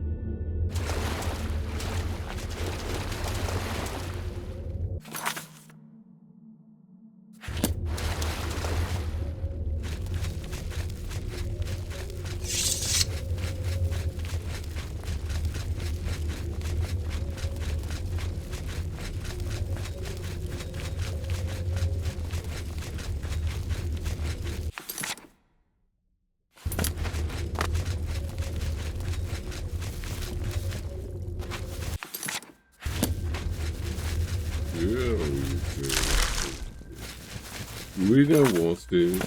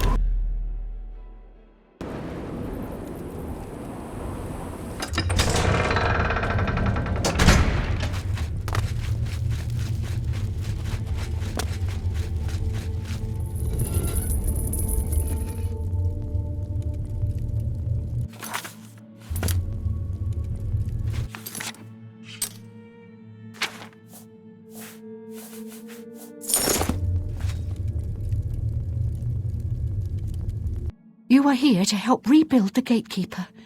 That is very good of you, considering what you did to him. So many strange noises here. People screaming, animals dying.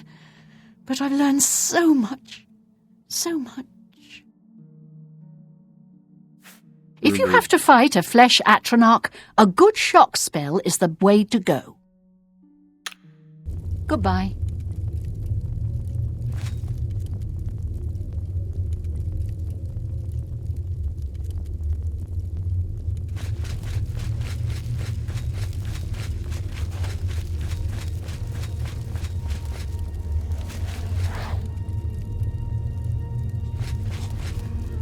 You have returned with all the components? Excellent! All that remains is to choose the body parts. Fearing one day someone might manage to kill my child, I have been preparing a new body. I've created versions of each appendage. With various enhancements, you must choose one of each. I am attached to them all. Artist's prerogative. Body part. Select one pair of legs, one left arm, right arm, torso, head, and heart. See me when you have finished your selections. Don't take all day making your choices.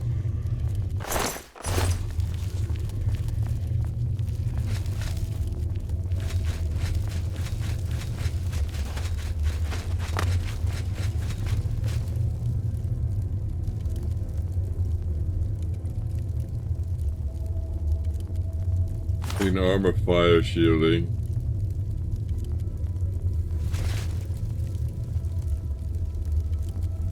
Leg of fortitude.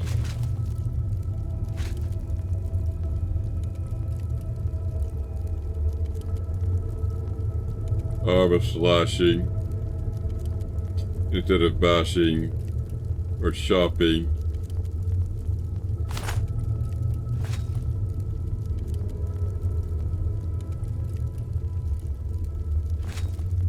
Take a breast of life instead of the breast of magic.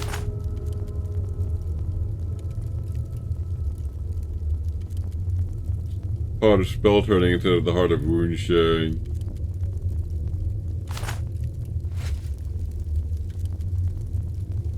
The helm of power instead of the angry mind. I finished selecting the body parts for the gatekeeper. I should return to Romina Veranem now.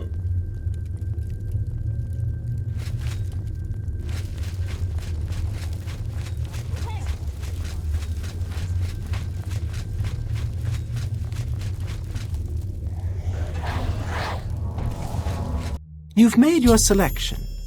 Now we travel to the statue of our Lord in the Fringe.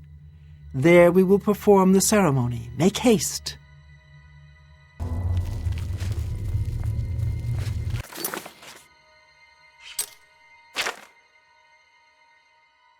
I am to meet Romina Veradim at the statue of Lord Shiogorath in the Fringe, where we will perform the ceremony to build the gatekeeper.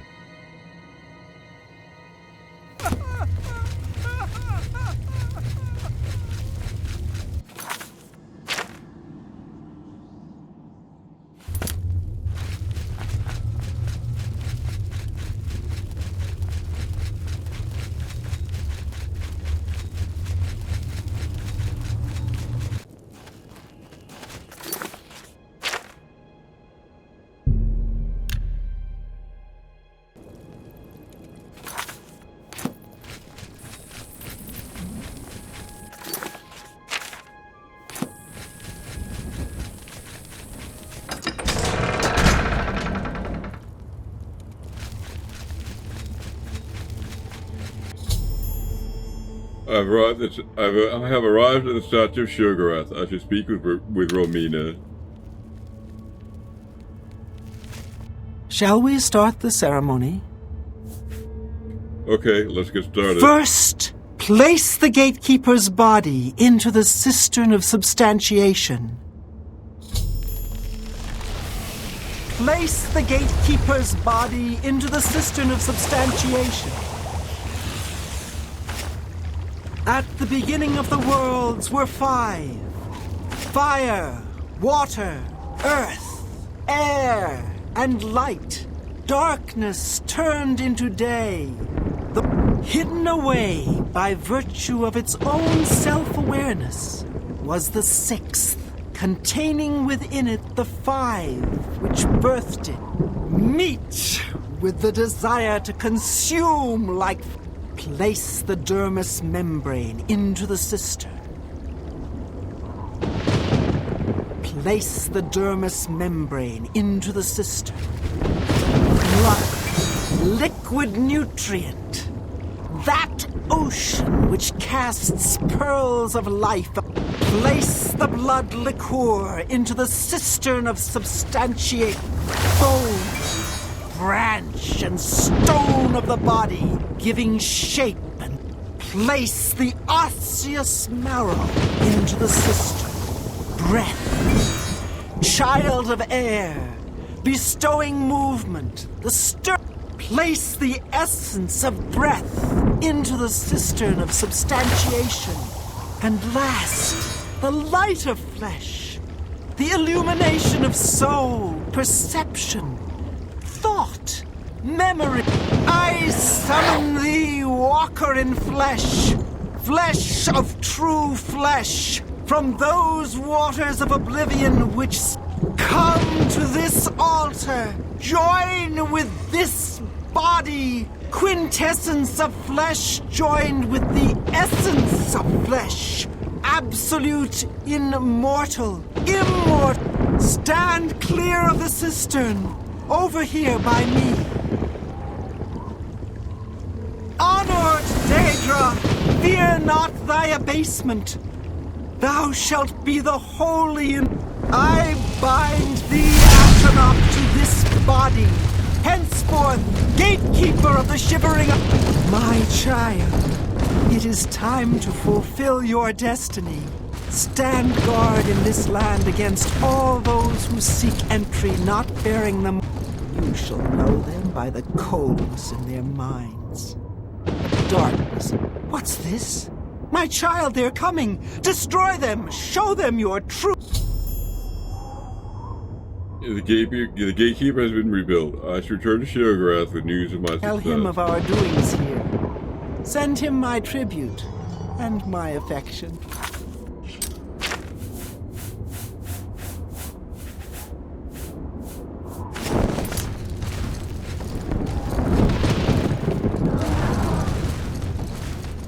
Look out!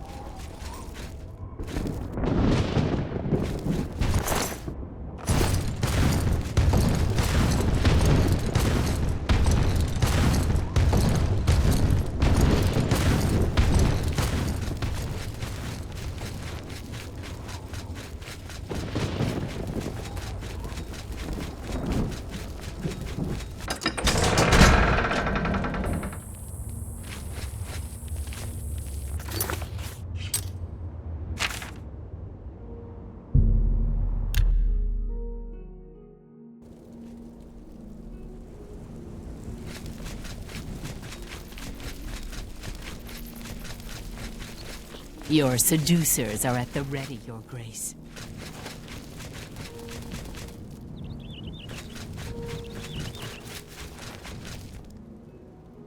I'm about to go in and see Sheogorath, but I'll actually do that next time since I'm out of time.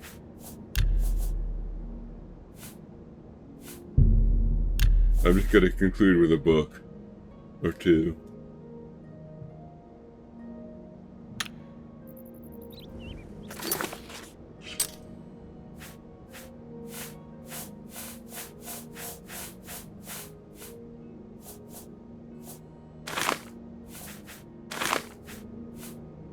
I'm going to read The Prophet Ardensul. The Prophet Ardensul, Volume 2, the Stellum. When one approaches the walls of New Shell, the eyes are unavoidably drawn to a magnificent sight. The mystical flame rises from a simple tower that juts from a circular building. To some, the flame is a beacon of strength and guide, to others, a mockery of their beliefs. It is the epicenter of a most interesting conflict, two sides of the same coin vying for the favor of their god. It is an unremarkable building with the most remarkable path. It is the Stellum, Ardensul. Although the Stellum itself predates Ardensul's life, both the Manics and the Demented contest the history of the Stellum heavily. The Manics believe that on that very spot before New Sheoth existed, Ardensul was first afflicted with a grand enlightenment and became blinded. The Demented postulate that the Stellum was the location where Ardensul endured the 100-day torture. However, it was not these purported events of Ardensul's life that aligned the Stellum with the prophet's name. It was his death. Here again, the Manics and Demented are divided. The Manic story of Ardensul's death begins with a night of superlative revelry in the Stellum. The event was replaced with a seemingly inexhaustible supply of green moten spears. Ardensul and the 213 followers engaged in a veritable orgy of merrymaking and overindulgence. A night fraught with a profusion of singing, dancing, and fornicating. As the celebration reached a crescendo and the event reached its whirlwind apex, one by one Ardensul's followers began to drop to the ground, the lifeblood draining from their bodies until the ground was soaked a crimson red. The excesses of their hedonism had taken its toll and caused their very hearts to explode. Although details are uncertain, it was said Ardensoul was the last to die with the look of pure bliss upon his face. The Demented have a radically different story of the events leading to Ardensoul's demise, praying that one of his followers would one day turn traitor and bury a blade in his back. Ardensoul sought a method to see deep into a man's soul and reveal his true feelings. After an exhaustive search, he uncovered the secrets of visceromancy, the science of divination, and through the observations of the entrails of others. Armed with his knowledge, he summoned his flock to the Sicellum after imbibing their wine. Ardensoul gazed them. His followers suddenly felt themselves paralyzed, aware of the surroundings, but unable to move. Then, one by one, Ardensoul cut out the still beating hearts from his followers and read their lifeblood. After removing all 213 hearts, he still hadn't located the traitor. Furious, he reached into his chest and tore out his own heart before the light faded from his eyes. Ardensoul reported to have realized the ironic truth. He was a traitor, destined to kill himself. Whether or not one chooses to take either of these stories seriously is of little import. The truth remains that the Sicellum is a significant location of a highly regarded prophet's death. To this day, the building is still shared among the Manics and the Demented, and depending on Lord Sheograth's whim, the favorite side becomes its ruling body.